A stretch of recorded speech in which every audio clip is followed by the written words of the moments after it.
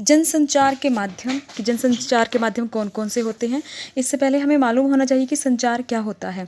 संचार जीवन की निशानी है। मनुष्य जब तक जीवित है वह संचार करता रहता है, यहाँ तक कि एक बच्चा भी संचार के बिना नहीं रह सकता। अब संचार क्या है कि अपनी बात को दूसरों तक पहुँचाना और दूसरों की बात को समझना संचार कहलाता है।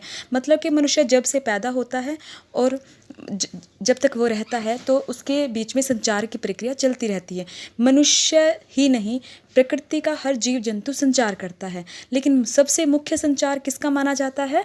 मनुष्य का माना जाता है, क्योंकि मनुष्य का संचार सर्वोपरि है और उसमें उसकी उन्नति छिपी होती है। एक तरह से संचार खत्म होने का अर्थ है मृत्यु।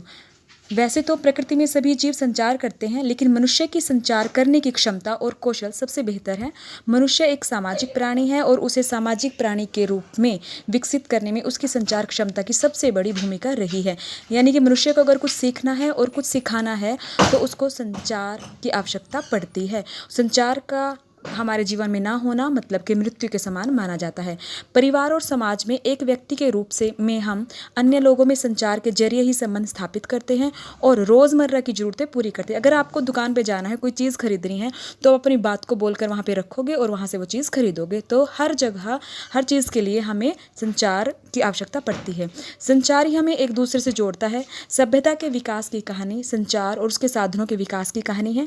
मनुष्य ने चाहे भाषा का विकास किया है या लिपि का, फिर छपाई का, इसके पीछे मूल इच्छा संदेशों के आदान प्रदान ही थी कि संचार के जो भी हम आज माध्यम है, इंटरनेट, अखबार, रेडियो, टीवी, जो मर्जी है, लेकिन उन सब चीज़ों के पीछे मुख्य प्रक्रिया क्या थी? संचार की प्रक्रिया थी। संचार कि अब कौन कौन से माध्यम होते हैं। संचार का सबसे पुराना माध्यम है अखबार।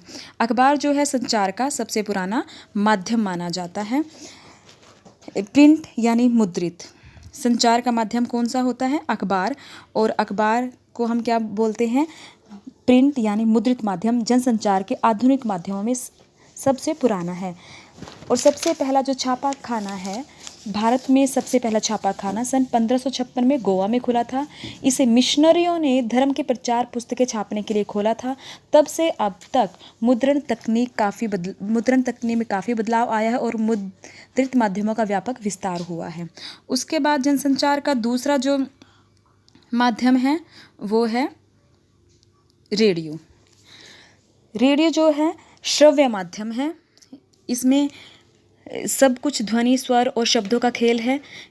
इन सब वजहों से रेडियो को श्रोताओं से संचालित माध्यम माना जाता है।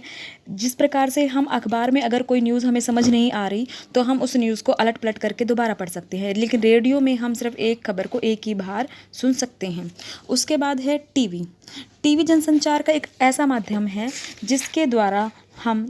जिसमें क्या दृश्यों की महत्वता सबसे ज़्यादा होती है। हम उसमें न्यूज़ को देखने के साथ साथ उसमें उस न्यूज़ से रिलेटेड जो है जुड़े हुए दृश्य भी देख सकते हैं।